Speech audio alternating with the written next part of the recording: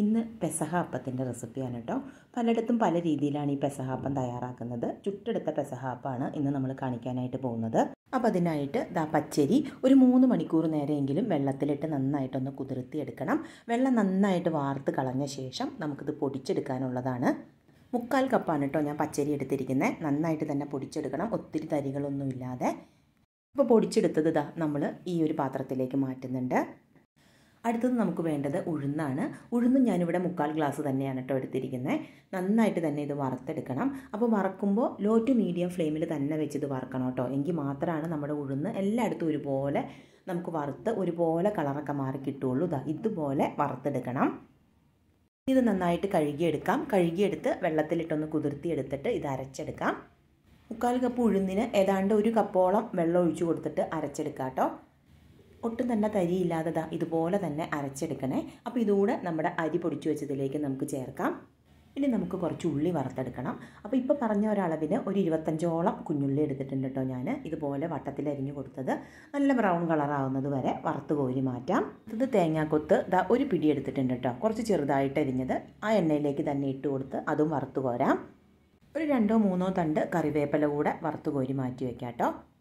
ഇപ്പോൾ നമ്മൾ വറുത്ത് കോരി മാറ്റിയതെല്ലാം ഇതിലേക്ക് ചേർക്കുകയാണ് കേട്ടോ. അപ്പോൾ കുറച്ച് തേങ്ങാക്കൊത്തും കുറച്ച് ഉള്ളി വറുത്തതും ഒന്ന് മാറ്റി വയ്ക്കുക. നമ്മൾ ആ അപ്പം ചുടുന്ന സമയത്ത് അതിൻ്റെ മുകളിൽ ഒരു ഭംഗിക്കായിട്ട് നമുക്ക് കുറച്ച് മുകളിൽ ഇട്ട് കൊടുക്കാം. ഇതിലേക്ക് ഏതാണ്ട് ഒരു 3/4 സ്പൂണിൻ്റെ താഴെ ഉപ്പുകൂടെ ചേർക്കുന്നുണ്ട്. ഇതിലേക്ക് നമുക്ക് തേങ്ങയും നല്ല ജീരകവും കൂടെ ചതച്ച് ചേർക്കണം കേട്ടോ. ചിലടത്ത് കുഞ്ഞുള്ളിയും വെളുത്തുള്ളിയും കൂടെ ഇത് ചതയ്ക്കുന്നതിൻ്റെ കൂടെ ചേർക്കാറുണ്ട്. 1/2 കപ്പാണ് തേങ്ങ എടുത്തിരിക്കുന്നത്, 1 സ്പൂൺ നല്ല ജീരകവും. ഇനി ഇത് എല്ലാം കൂടെ നന്നായിട്ട് തന്നെ മിക്സ് ചെയ്തെടുക്കാം.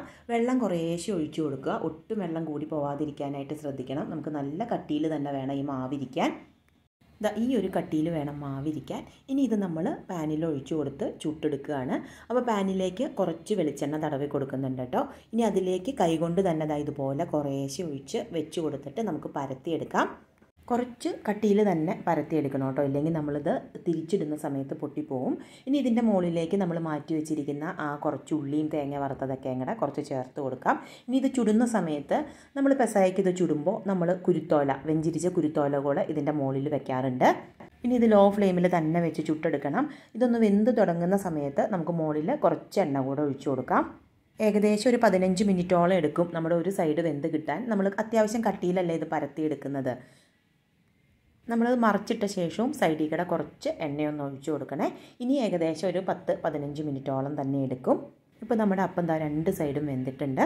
ഇനി നമുക്കിതൊരു പാത്രത്തിലേക്ക് മാറ്റാം. അപ്പോൾ പെസഹ പാലിൻ്റെ റെസിപ്പി നമ്മുടെ ചാനലിൽ അപ്ലോഡ് ചെയ്തിട്ടുണ്ട് കേട്ടോ. ഞാൻ ഡിസ്ക്രിപ്ഷൻ ബോക്സിൽ അതിൻ്റെ ഡീറ്റെയിൽസൊക്കെ കൊടുത്തോളാം. അതുപോലെ ആവിയിൽ വേവിച്ചെടുക്കുന്ന അപ്പത്തിൻ്റെ റെസിപ്പിയൊക്കെ ഉണ്ട്. അപ്പോൾ എല്ലാവർക്കും പെസഹ തിരുനാളിൻ്റെ മംഗളങ്ങൾ നേരുന്നു. പുതിയൊരു റെസിപ്പിയായിട്ട് നമുക്ക് വീണ്ടും കാണാം. താങ്ക്